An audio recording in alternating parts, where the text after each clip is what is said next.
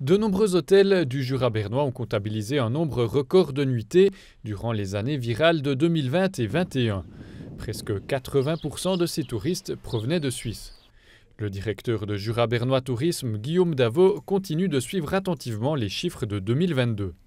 C'est une année particulière, finalement. Nous avions vécu une année 2022 assez exceptionnelle au niveau de la fréquentation. Cet été, c'est en baisse, malheureusement, au niveau de l'hébergement pour les campings et puis les hôtels. Moins 11 à moins 12% entre le mois de mai et le mois de juillet. Donc c'était attendu finalement après la belle année, mais la fréquentation est totalement satisfaisante quand même, puisque nous sommes plus hauts qu'avant le Covid.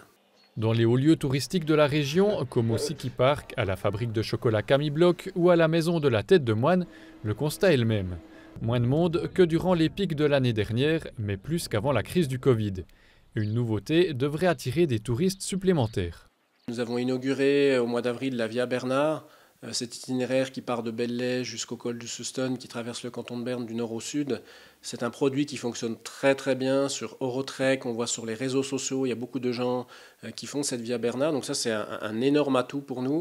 Bon nombre des touristes qui passaient leur nuit dans les hôtels du Jura bernois n'étaient en fait pas des touristes mais des gens actifs dans l'industrie. Et durant la crise sanitaire, ils n'étaient pas du tout présents. C'est cette clientèle-là maintenant qui a diminué de plus de la moitié. Les hôtels de Bienne comptent aussi principalement sur la clientèle d'affaires. Là aussi, les nuitées ne sont pas revenues au niveau d'avant-pandémie, comme nous l'a confié Tourisme Bienne-Seeland. Enfin, dans le Seeland, les chiffres sont restés élevés, plus élevés en tout cas que durant la bonne année normale de 2019.